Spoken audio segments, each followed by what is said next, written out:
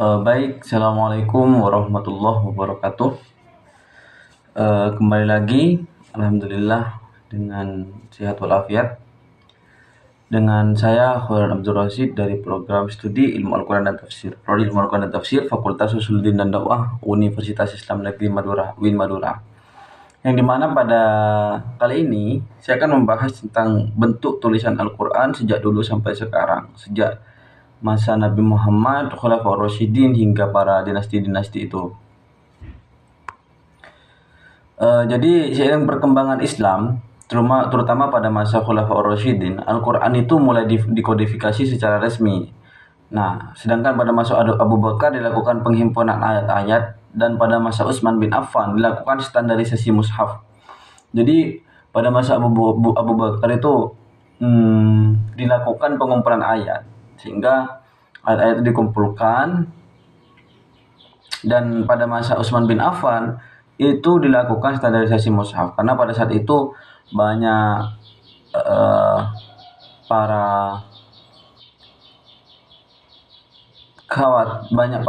hufaz yang meninggal, khawatir takut Al-Quran itu hilang, banyak para penghafal Al-Quran itu wafat, takut hafalan Al-Quran itu hingga hilang, sehingga dilakukan standarisasi mushaf. Dan setelah dilakukan standarisasi mushaf itu,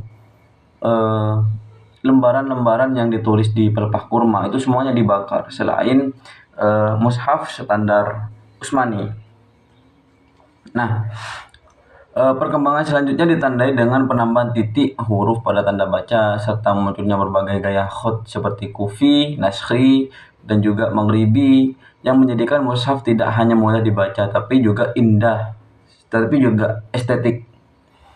Dalam era modern, bentuk tulisan Al-Quran mengalami standarisasi melalui mushaf cetak Kairo tahun 1924 dan mushaf Madinah tahun 1985. Jadi setelah Al-Quran itu pada masa dinasti-dinasti itu sudah mulai indah, sudah mulai estetik, karena muncul berbagai khot seperti Naskhi, Kufi, dan Maghribi tadi.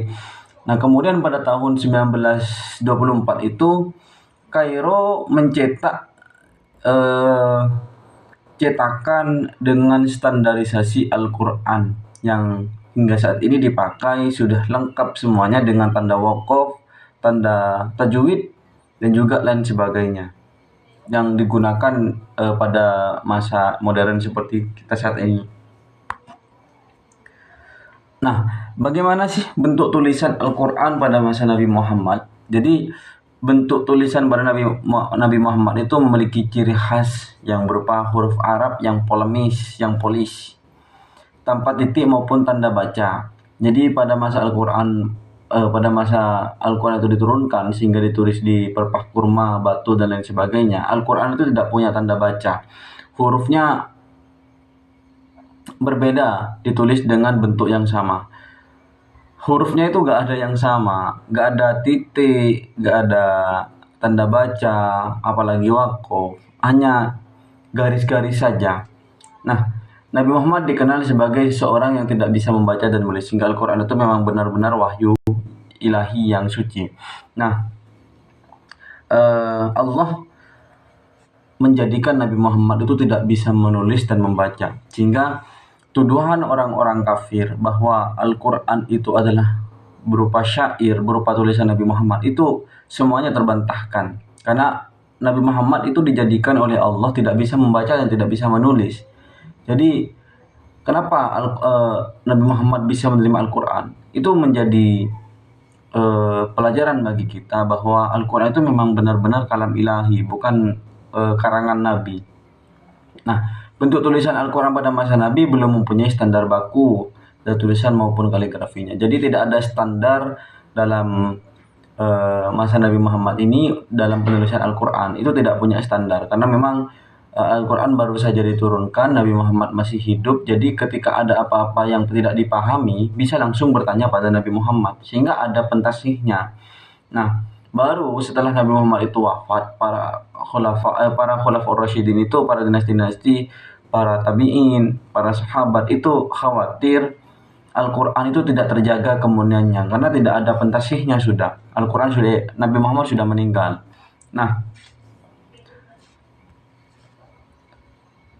kemudian bentuk tulisan Al-Quran dari Khulafaur Rasyidin hingga masa dinasti.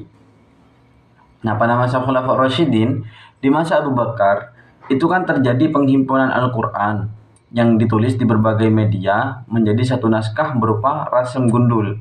Jadi pada masa Abu Bakar itu, khalifah pertama itu, Al-Quran yang ditulis di pelepah batu, di pelepah kurma, di batu, di tulang kering, dan lain sebagainya, itu dikumpulkan menjadi satu bentuk tulisan, satu bentuk buku.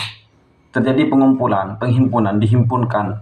Nah, kemudian tapi bentuk tulisan pada saat itu masih sama, rasem gundul, gak ada tanda titik, tanda baca, dan lain sebagainya. Nah, kemudian pada masa Utsman bin Affan terjadi kodifikasi mushaf dan disebarkan ke berbagai wilayah sehingga disebut sebagai mushaf Utsmani. Bentuk tulisannya itu kan beragam, bergaya geometris, tanpa tanda vokal dan tanpa titik. Jadi setelah terjadi kodifikasi pada masa Utsman, Al-Quran itu sudah dikodifikasi, sudah distandarisasi, kemudian disebarkan di berbagai wilayah. Karena disebarkan di berbagai wilayah, maka bentuk tulisan Al-Quran itu beragam, tidak sama, tapi tetap gak ada tanda vokal dan juga gak ada tanda titik, gak ada tanda baca, gak ada fathah, gak ada kasroh, itu masih belum ada. Kemudian pada masa dinasti Umayyah itu, dinasti pertama dalam sejarah peradaban Islam, terjadi penambahan tanda titik dan tanda vokal agar membedakan huruf yang mirip dan perkembangan dari kufi menjadi lebih ornamental. Nah, setelah masa sahabat selesai, kemudian berdiri dinasti Umayyah, itu Al-Quran sudah dikhawatirkan sulit untuk dicerna oleh masyarakat. Jadi pada saat itu kemarin ini terjadi di masa khalifah terakhir yang menyuruh Abu Aswad Ad-Du'ali sebagai ahli nahwu, pakar nahwu, untuk memberikan tanda baca dalam Al-Quran. Nah, barulah Abu Aswad Ad-Du'ali ini fokus pada tanda baca Al-Quran. Pada masa dinasti Abbasiyah memberi penambahan tanda waqaf dan tanda tajwid. Jadi tanda tajwid dan juga tanda waqaf itu sudah ada pada masa dinasti Abbasiyah. Nah, pada masa dinasti Mamluk dan Ottoman berubah menjadi khat naskhi dan khat tulut yang telah disempurnakan. Nah, barulah pada masa dinasti Mamluk dan Ottoman ini terciptalah khat naskhi dan khat khulut yang disempurnakan. Nah, pada masa dinasti Maghribi dan Andalus, bentuk tulisan dari mushaf dinasti ini cenderung melengkung dan ritme tulisan yang tak terasa mengalun. Jadi pada masa dinasti Maghribi dan Andalus itu fokus pada estetika, tidak lagi menciptakan khat, tetapi fokus pada keindahannya, seperti itu. Ya, kurang lebihnya mohon maaf. Assalamualaikum warahmatullahi wabarakatuh.